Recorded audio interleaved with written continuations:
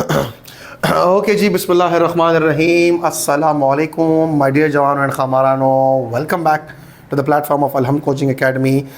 जवानों, शुरू करते हैं जी। टॉपिक हमारा बड़ा इंपॉर्टेंट है, बड़ा टेक्निकल सा टॉपिक है और ये इस चैप्टर में आपके बहुत सारे एग्जाम्पल्स को, बहुत सारे न्यूमेरिकल्स को और बहुत सारे एमसीक्यूज को सॉल्व करेगा, because we are now about to understand the addition of only two vectors। हाँ, मल्टीपल वेक्टर्स ऐड करेंगे, उसके लिए एक और टॉपिक आने वाला है, that is the addition of a vectors by a rectangular component method, जिसका अपने अलग लेक्चर है, ठीक है।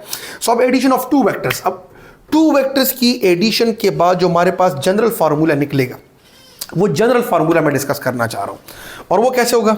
So consider the following thing, कि अगर मैं आपसे कहूं कि भाई मेरे पास, अगर मैं आपसे कहूं कि भाई ऐसा है कि मेरे पास एक वेक्टर है और वो वेक्टर है जी मेरे पास ए वाला vector, let's say this is ए वाला वेक्टर, दिस इज ए वाला vector, okay, sorry for that, this is ए वाला वेक्टर, ठीक है जी। ये मेरे पास ए एक वेक्टर है, ठीक है जी।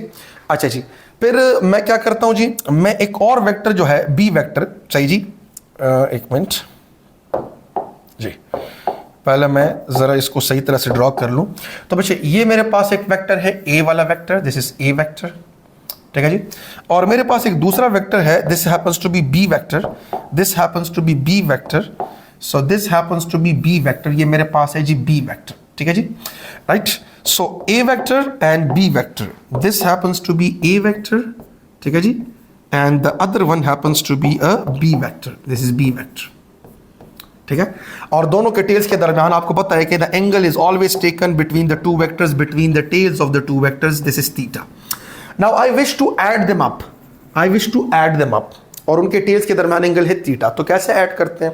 यू पीपल ऑलरेडी नो कि एक वेक्टर का टेल उठाकर दूसरे वेक्टर के हेड के ऊपर, तो चले जी कर लेते हैं।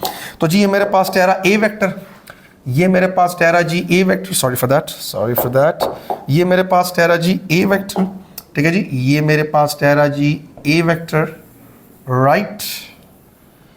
तो ये मेरे पास हुआ जी ए वेक्टर, ओके।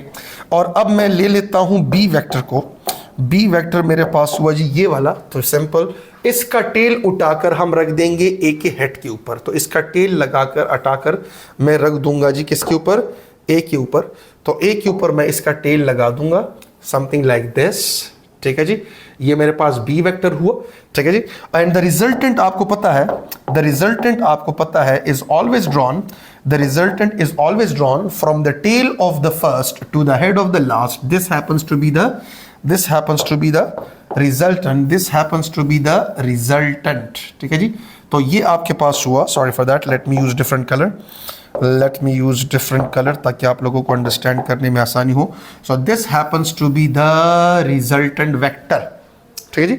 सो बी का टेल मैंने ए के हेड पे लगा दिया, बी का टेल मैंने ए के हेड पे लगा दिया, this is A vector, this is A, ठीक है जी, right. And this happens to be B vector, ठीक है जी, this happens to be B vector, ठीक है जी, right. And this happens to be a resultant vector R, ठीक है जी, राइट, सही है। अब अगर मैं आपसे कहूं जवानों और खामारानों कि इस बी वेक्टर को अगर आप देख लो, आप इस बी वेक्टर को इधर ही से डिवाइड कर सकते हो, स्प्लिट कर सकते हो इनटू इट्स कंपोनेंट्स। तो चले जी कर लेते हैं। अगर मैं यहां पर इसको स्प्लिट कर दूं into its components, let's say, तो ये आपके पास हुआ बी का, ये आपके पास हुआ बी का एक कंपोनेंट, यानी कि b x component, because angle ये है, एंगल बनता है जी कहां पर जवानों? एंगल बनता है जी ये, दिस एंगल यहां पर हॉरिजॉन्टल के साथ जो इसका एंगल है वो ये है, this is the theta, right. So ये वाला कंपोनेंट जो आपको नजर आ रहा है बी का, ये वाला जो कंपोनेंट आपको बी का नजर आ रहा है, ठीक है जी। So this component is actually B x component, that is B cos of theta, right? And the next component that I am about to draw is actually b sin theta, जो कि है x कंपोनेंट और b और y component को जब आप add करते हो तो आपको मिलता है original vector b. So this is the b cos theta वाला component, this is the b sin theta वाला component. So this is the b sin theta, this is the b sin of theta वाला component. ठीक हो गया भाई? अच्छा, अब अगर आप देख लो, consider the triangle, right? Let us say x and y and z. Consider triangle x y Z.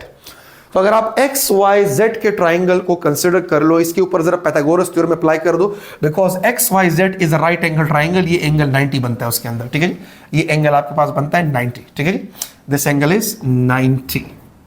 ठीक हो गया जवानों? तो जरा अप्लाई करते हैं पाइथागोरस जानी जिंदाबाद। तो पाइथागोरस जानी अप्लाई करते हैं तो हमारे पास आता है कुछ इस तरह से कि आर का square from Pythagoras theorem, from Pythagorean theorem, Pythagoras जानी जिंदाबाद। ठीक है जी जवानों पाइथागोरस थ्योरम। तो जवानों आर का square is equal to right, r का स्क्वायर इज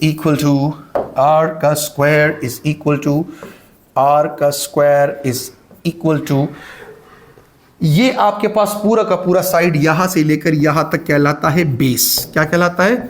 बेस। तो a plus b cos theta का स्क्वायर, सो ये हो जाएगा जी a plus b cos theta का स्क्वायर, ठीक है जी। और फिर यहां से लेकर यहां तक ये साइड कहलाता है परपेंडिकुलर, तो b साइन थीटा का स्क्वायर, तो प्लस b साइन थीटा का square plus b sine theta का स्क्वायर, ठीक है जी, प्लस b साइन थीटा का स्क्वायर। ठीक हो गया भाई। अच्छा, अब इसके बाद जरा इस फॉर्मूले को ओपन करते हैं, a प्लस बी का whole square is equal to a square plus B square plus 2ab। तो ओपन करते हैं तो यहां पर मेरे पास r का स्क्वायर इज इक्वल टू, तो a स्क्वायर प्लस ये b का स्क्वायर, तो b square and cos square theta and plus 2ab, तो 2a ये है और b ये है, तो plus 2ab and cos of theta और plus b square and sine square theta. तो अब ऐसे कर लेते हैं, इन दो टर्म्स को एक साथ लिख लेते हैं, तो हमारे पास आ जाएगा R square is equal to right A square मैंने लिख दिया, ठीक है जी। फिर मैं लिख देता हूं जी क्या, B square cos theta plus B square cos theta, तो ये मैंने लिख दिया। अब मैं इसके बाद ये लिख देता हूं plus B square sine square theta, और फिर मैं लिख देता हूं ये वाला, तो plus 2ab cos of theta, ठीक है जी। अब अगर जवानों आप देख लो, तो यहां से लेकर यहां तक इन दोनों में कॉमन क्या है, बी स्क्वायर। तो बी स्क्वायर को जरा कॉमन ले लेते हैं, तो आर का square is equal to A square plus B square, और इधर आ जाएगा क्या, cos square theta plus sine square theta, ठीक है जी, and plus 2ab cos of theta. Now cos square theta plus sine square theta is equal to 1, cos square theta plus sine square theta is equal to 1, तो ये हो गया जी 1।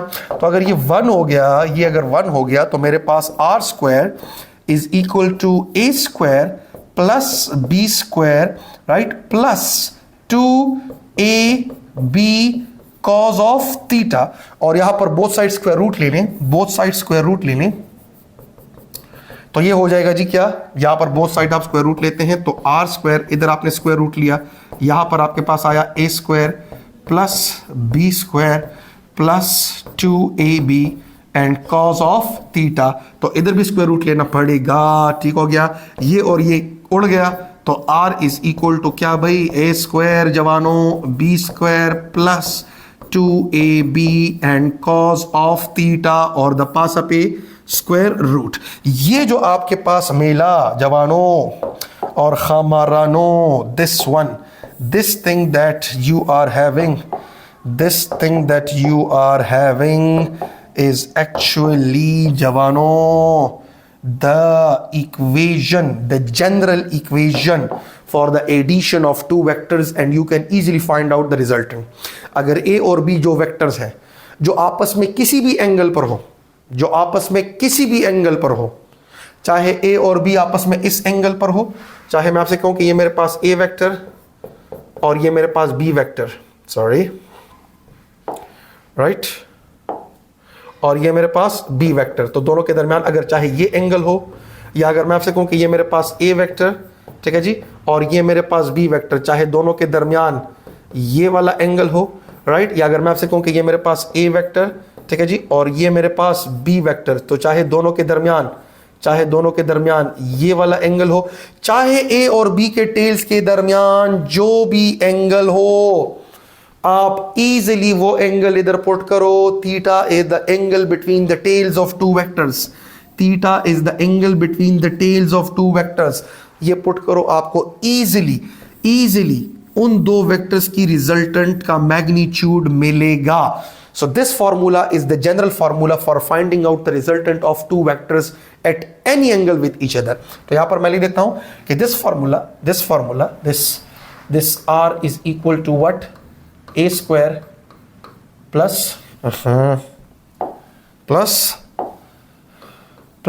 b square plus 2ab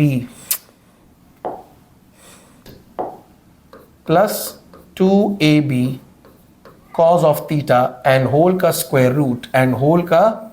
square root happens to be the general formula, right?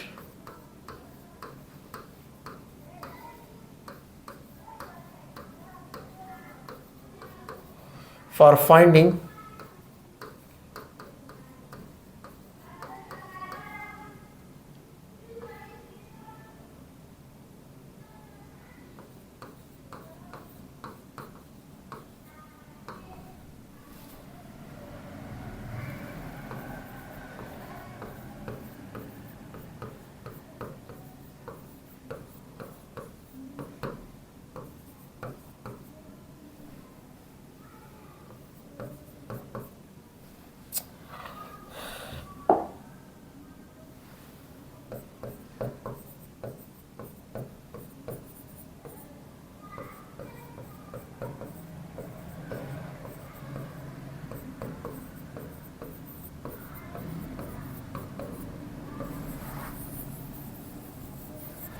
ठीक है जी, तो ये याद रखिएगा, ठीक है जी, किसी भी एंगल पर हो, ठीक है जी, तो आप इजीली फार्मूले कर सकते हैं। अच्छा, अब मैं इसका आप लोगों को ये फार्मूला आपको फील करवा देता हूं।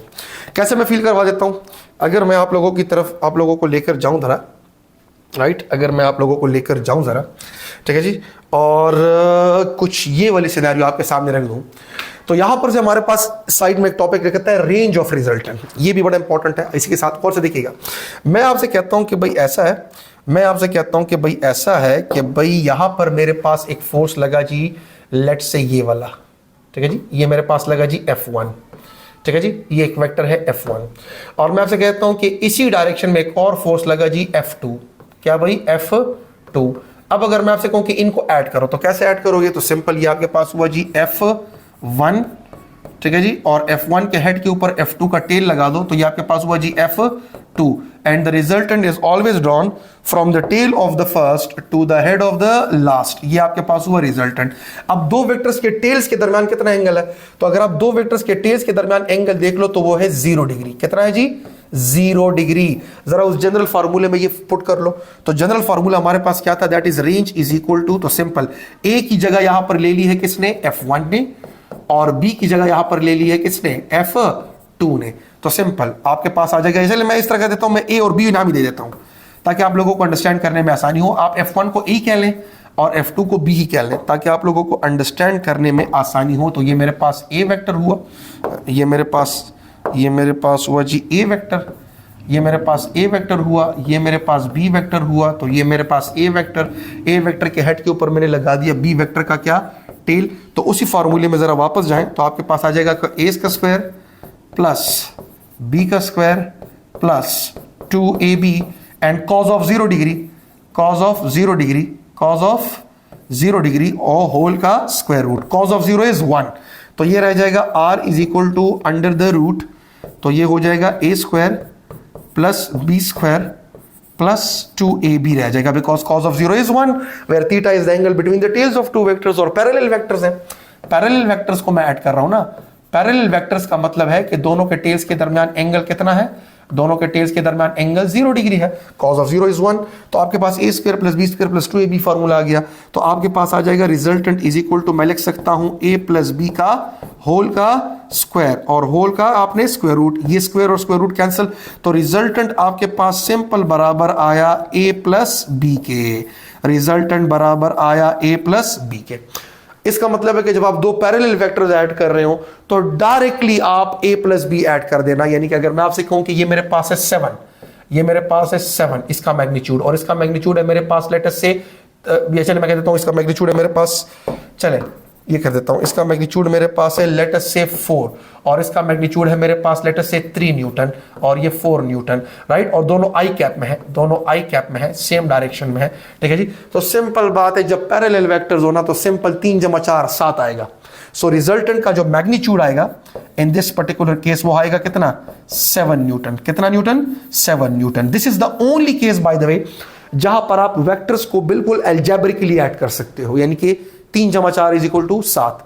लेकिन mark my words, this is the only case. अब आप देखोगे ना, यही वेक्टर होगा 4 न्यूटन वाला और 3 न्यूटन वाला, लेकिन रिजल्टेंट 7 नहीं आएगा इतना।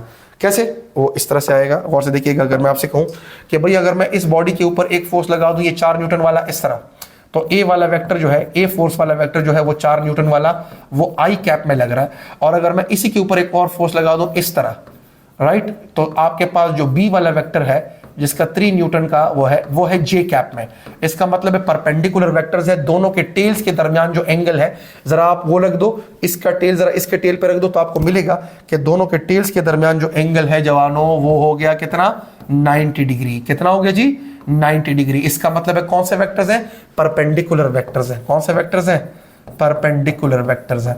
अब आप इन्हीं दो वेक्टर्स को उसी जनरल फार्मूले से ऐड करो, ठीक है जी। तो फार्मूला हमारे पास रिजल्टेंट को मालूम करने का क्या है, तो फार्मूला हमारे पास रिजल्टेंट को मालूम करने का है जी a square plus B square plus 2ab, और अब की बार a और b के दरमियान एंगल कितना है, 90 डिग्री जवानों, एंड cos ऑफ 90 इज 0। तो cos ऑफ 90 इज 0, तो ये पूरा का पूरा टर्म उड़ गया। तो आपके पास cos ऑफ 90 इज 0, 0 जरब एनीथिंग 0, तो आपके पास रिजल्टेंट आया सिंपल किसके बराबर, simple a square plus B square के बराबर। क्लियर हो गया भाई। अब ये आपके पास रिजल्टेंट का फार्मूला है तब जब आपके पास दो ऐसे वेक्टर्स हो जिनके टेल्स के दरमियान 90 डिग्री का एंगल हो। अब आप रिजल्टेंट जरा मालूम करें तो क्या आएगा, तो अब आप रिजल्टेंट मालूम करेंगे तो 4 का स्क्वायर जो है और फिर 3 का स्क्वायर, ठीक है जी, और होल का स्क्वायर रूट। 4 का स्क्वायर कितना बनता है, 4 का स्क्वायर बनता है जी 16, और 3 का स्क्वायर 9, 9 जमा 16 कितना बनता है 25, और 25 का जरा स्क्वायर रूट लें, 25 का जरा स्क्वायर रूट लें, तो रिजल्टेंट का मैग्नीट्यूड बना कितना न्यूटन, 5 न्यूटन। तो कहने का मेरा मतलब यह है कि वही 4 न्यूटन और वही 3 न्यूटन का फोर्स मैंने ऐड किया, लेकिन अब की बार रिजल्टेंट का मैग्नीट्यूड 7 के बजाय 5 आ गया। Hence, that is what I'm trying to tell you कि वेक्टर्स को आप अलजेब्रिक तरीके से ऐड नहीं कर सकते। हमेशा 4 जमा 3 इज इक्वल टू 7 नहीं आएगा, हाँ आएगा, लेकिन स्केलर्स के केस में, वेक्टर्स के केस में हमेशा 4 जमा 3 इज इक्वल टू 7 नहीं आता। क्या यहाँ पर मैंने 4 न्यूटन का फोर्स 3 न्यूटन फोर्स के साथ ऐड नहीं किया, बिल्कुल किया। क्या यहाँ पर मैंने वही 4 न्यूटन का फोर्स उतने ही अमाउंट के 3 न्यूटन के फोर्स के साथ ऐड नहीं किया, बिल्कुल किया। यहां पर भी 4 न्यूटन का फोर्स, यहां पर भी 4 न्यूटन का फोर्स, यहां पर भी 3 न्यूटन का फोर्स, यहां पर भी 3 न्यूटन का फोर्स। लेकिन चूंकि यहां पर पैरेलल है, दो वेक्टर्स के टेल्स के दरमियान एंगल 0 है, तो मेरे पास 7 आया। यहां पर एंड परपेंडिकुलर है, वही दो वेक्टर्स के दरमियान एंगल 90 है, तो मेरे पास 5 आया। इसका मतलब है कि वेक्टर्स के अंदर जो डायरेक्शन की चीज है ना, उसकी वजह से हम यहां पर हमेशा कहते हैं कि भाई वेक्टर को आपने ज्योमेट्रिकली ऐड करना है, since force is a vector quantity, ठीक है जी। तो वही 4 जमा 3 से मेरे पास अब की बार 5 न्यूटन आया, ठीक है जी। अब अगर मैं आपसे कहूं कि नहीं, मेरे पास जो है, मेरे पास जवानों एक फोर्स इस बॉडी के ऊपर लग रहा है 4 न्यूटन का इस डायरेक्शन में, ये 4 न्यूटन का फोर्स लग रहा है जी, ए वेक्टर 4 न्यूटन का लग रहा है जी, और वो लग रहा है जी प्लस आई कैप में। फिर इस अपोजिट डायरेक्शन में एक और फोर्स लग रहा है, ठीक है जी, और वो है बी वाला वेक्टर, और वो है अगेन 3 न्यूटन, लेकिन वो माइनस आई कैप में लग रहा है, यानी कि एंटी पैरेलल वेक्टर्स हैं। कौन से वेक्टर्स हैं जी, एंटी पैरेलल वेक्टर्स। यहां पर मेरे पास क्या आ गया, एंटी पैरेलल वेक्टर्स। हाँ,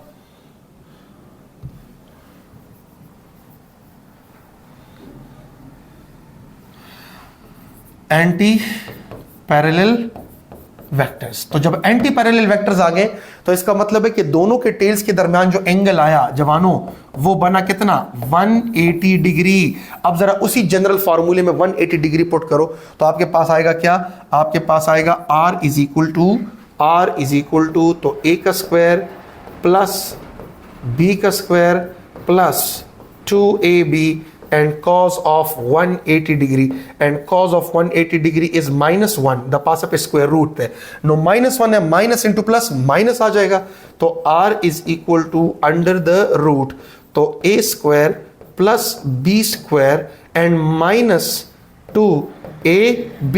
तो ये मेरे पास a square plus b square minus 2ab का फॉर्मूला बन गया, यानी कि a माइनस b का होल स्क्वायर। तो मेरे पास रिजल्टेंट आया किसके बराबर, a माइनस b का होल स्क्वायर, और ये स्क्वायर ये उड़ गया तो मेरे पास रिजल्टेंट आया किसके बराबर, a माइनस बी के। अब ये वाहिद ऐसा केस है जवानों कि जहां पर आपने रिजल्टेंट मालूम करना है कब, जब आपने एक वेक्टर को बी वेक्टर से बाकायदा उसका मैग्नीट्यूड सब्ट्रैक्ट कर लेना है, तब जब आपको रिजल्टेंट का मैग्नीट्यूड मिलेगा। अब मजे की बात, दरमियान में मुझे एक बात बताइए, क्या ए और बी वेक्टर के दरमियान सिर्फ 0 एंगल हो सकता है? नो, 10 डिग्री भी हो सकता है, 30 डिग्री भी हो सकता है, 45 भी हो सकता है, 60 भी हो सकता है, 100 भी हो सकता है, 90 भी हो सकता है, 120, 150, 160। ओ भाई कोई भी एंगल हो सकता है, लेकिन मैक्सिमम पॉसिबल एंगल 180 डिग्री है when it comes to addition. When it comes to addition, the maximum angle between the tails of two vectors is 180 degree. याद रखिएगा, ठीक है जी। When it comes to addition, the maximum possible angle between the tails of two vectors is 180 degree, right? And the minimum possible angle between the tails of two vectors when it comes to addition is 0 degree. याद रखिएगा, ठीक है जी। तो याद रखिएगा ये जो रिजल्टेंट आपको नजर आ रहा है ये हुआ जी हमारा मैक्सिमम रिजल्टेंट। इससे ज्यादा रिजल्टेंट आपको नहीं मिलेगा इन दो वेक्टर्स को ऐड करने में। और ये जो आपको रिजल्टेंट नजर आ रहा है ये आपका हुआ जी मिनिमम रिजल्टेंट। इससे कम रिजल्टेंट आपको इन दो वेक्टर्स की एडिशन से नहीं मिलेगा। तो हमारे पास एक रेंज आ जाता है। क्या आ जाता है? एक रेंज आ जाता है। वो रेंज कैसे आएगा? वो रेंज मेरे पास कुछ ऐसे आएगा कि अगर मैं आप लोगों को कहूं कि रेंज ऑफ अ वेक्टर, क्या बच्चे? Range of a vector. तो रेंज में याद रखिएगा कि अगर मैं आपसे कहूं जवानों खामारानों, अगर मैं आपसे कहूं कि मेरे पास ये एक वेक्टर है, लेट अस से ए वाला वेक्टर। कौन सा वाला वेक्टर? ए वाला वेक्टर। ये मेरे पास हुआ जी ए वाला वेक्टर, ठीक है जी। और फिर मैं आपसे कहूं कि ये मेरे पास एक वेक्टर है जवानों। अब ये वेक्टर जो है ये मेरे पास बी वाला वेक्टर। कौन सा वाला वेक्टर? बी वाला वेक्टर। अब बी वाला वेक्टर ऐसे भी हो सकता है, ये बी वाला वेक्टर ऐसे भी हो सकता है, ये बी वाला वेक्टर ऐसे भी हो सकता है, ये बी वाला वेक्टर ऐसे भी हो सकता है, ये बी वाला वेक्टर ऐसे भी हो सकता है, ये बी वाला वेक्टर ऐसे भी हो सकता है, ये बी वाला वेक्टर ऐसे भी हो सकता है, ये बी वाला वेक्टर, एक मिनट, हाँ ये बी वाला वेक्टर जो है वो ए के साथ इतने एंगल पर भी हो सकता है, इतने एंगल पर भी हो सकता है, इतने एंगल पर भी हो सकता है, इतने एंगल पर भी हो सकता है, और इतने एंगल पर भी हो सकता है। अब ये जो मैं आपको बता रहा हूं ना जवानों और खामारानों, एक्चुअली मैं आपको ये बता रहा हूं कि ये बी वाला वेक्टर ए वाले वेक्टर के साथ कोई भी एंगल बना सकता है। लेकिन याद रखिएगा मुख्तलिफ एंगल के ऊपर रिजल्टेंट आपको मुख्तलिफ मिलेगा ए और बी की एडिशन से। लेकिन उनमें सबसे मैक्सिमम रिजल्टेंट आपको तब मिलेगा जब ये बी वाला वेक्टर जो है ये ए वाले वेक्टर को क्या हो, पैरेलल हो, यानी कि ये वाला। यहां पर आपको मिलेगा मैक्सिमम रिजल्टेंट। और यहां पर एक्चुअली जो मैक्सिमम रिजल्टेंट होगा, मैक्सिमम रिजल्टेंट जो होगा वो तब ही होगा जब एंगल ए और बी के टेल के दरमियान 0 डिग्री हो, और तब आपके पास मैक्सिमम रिजल्टेंट सिंपल आ जाता है ए प्लस बी से। बिकॉज वो जो हमने अभी जनरल फार्मूला निकाला cos of 0 is 1, तो ऑटोमेटिकली ये आ गया हमारे पास। ये तब होगा when theta between the two vectors is 0 degree. और इन्हीं दो वेक्टर्स के दरमियान ए और बी के दरमियान मिनिमम रिजल्टेंट आपको तब मिलेगा, यानी कि सबसे मिनिमम वैल्यू रिजल्टेंट की, मैग्नीट्यूड की आपको तब मिलेगी जब बी वेक्टर जो है वो बिल्कुल एंटी पैरेलल हो, यानी कि 180 डिग्री पर हो टू द ए वेक्टर। ये जो आपको एंगल नजर आ रहा है, ठीक है जी। और तब जो आपको रिजल्टेंट मिलता है, that resultant is the minimum possible resultant, और वो तब होगा जब, और उसकी वैल्यू आपको मिलती है a माइनस बी से रिजल्टेंट की, ठीक है जी। ये आपके पास कब होगा, जब angle between the tails of the two vectors is 180 degree. तो ये आपके पास रेंज ऑफ द रिजल्टेंट आ गया कि रिजल्टेंट का रेंज इससे ज्यादा नहीं हो सकता और इससे कम नहीं हो सकता, इसके बराबर या इससे ज्यादा होगा, इसके बराबर या इससे कम होगा। सो जब मैं रेंज की बात करता हूं, किसकी बात करता हूं, रेंज की बात करता हूं ऑफ रिजल्टेंट की, ऑफ रिजल्टेंट वेक्टर की मैग्नीट्यूड की, तो वो याद रखिएगा, याद रखिएगा, या तो वो a प्लस बी, एक मिनट इस तरह कर देता हूं, इस तरह कर देता हूं, हाँ, या तो वो a प्लस बी के बराबर होगा या उससे कम होगा, या फिर वो a माइनस बी के बराबर होगा या उससे कम होगा। ये याद रखिएगा, ये बहुत इंपॉर्टेंट चीज हमने आज कर ली है, बहुत ही इंपॉर्टेंट है ये याद रखिएगा। ये चीज जो है ये मैं आपको बताना चाह रहा था, राइट, ठीक है जी। ये आपके पास रेंज हो। अब फॉर एग्जांपल जो अभी मैंने एग्जांपल दी उसमें मैंने a को कितना लिया था, उसमें मैंने a को लिया था जी 4 न्यूटन, ठीक है जी, और b को जो है वो मैंने क्या लिया था, a का मैग्नीट्यूड मेरे पास 4 न्यूटन था, और जो b का मैग्नीट्यूड था जवानों, b का मैग्नीट्यूड जो था मेरे पास, b का मैग्नीट्यूड जो था वो मेरे पास वो था जी 3 न्यूटन का, राइट। तो सिंपल, अगर मैं आपसे कहूं कि भाई a और b को जरा ऐड करो, राइट, तो कौन कौन सा रिजल्टेंट आपको मिल सकता है और कौन कौन सा रिजल्टेंट आपको नहीं मिल सकता। तो सिंपल डायरेक्टली ऐड करो, तो 4 जमा 3 7, तो इसका मतलब है मैक्सिमम रिजल्टेंट जो आपको मिलेगा, मैक्सिमम रिजल्टेंट, तो जो मैक्सिमम रिजल्टेंट आपको मिलेगा आर मैक्सिमम जो आपको मिलेगा वो मिलेगा 7 न्यूटन, बिकॉज सिंपल 4 जमा 3 7, और जो मिनिमम रिजल्टेंट आपको मिलेगा कौन सा, मिनिमम, जो मिनिमम रिजल्टेंट आपको मिलेगा तो वो सिंपल 4 - 3 1, तो आपको मिलेगा जी 1 न्यूटन, 1 न्यूटन। इसका मतलब है कि जो भी रिजल्टेंट आएगा ए और बी की एडिशन से वो 7 से ज्यादा नहीं हो सकता, वो 7 से ज्यादा नहीं हो सकता, ठीक हो गया, बराबर हो सकता है लेकिन 7 से ज्यादा नहीं हो सकता, और वो 1 से कम नहीं हो सकता, बराबर हो सकता है। इसका मतलब है कि इस वाले इन दो फोर्सेस को या इन दो वेक्टर्स को ऐड करने से 7 से ज्यादा की वैल्यू नहीं आ सकती और 1 से कम की वैल्यू नहीं आ सकती। इसे हम कहते हैं रेंज ऑफ द रिजल्टेंट, ठीक है जी। इसके ऊपर आपके बुक में फार्मूले हैं, सॉरी काफी एमसीक्यूज हैं, ठीक है जी। तो बच्चे ये हमारे पास हुआ रेंज ऑफ द रिजल्टेंट, और हमने फार्मूला किया जी general formula for the addition of 2 vectors at any angle with each other, और वो फार्मूला हमारे पास आया r = a² + b² + 2ab and cos of theta, where theta is the angle between the tails of 2 vectors, where theta is the angle between the tails of 2 vectors, where theta is the angle, and this formula is only valid for 2 vectors, remember, ठीक है जी, with the angle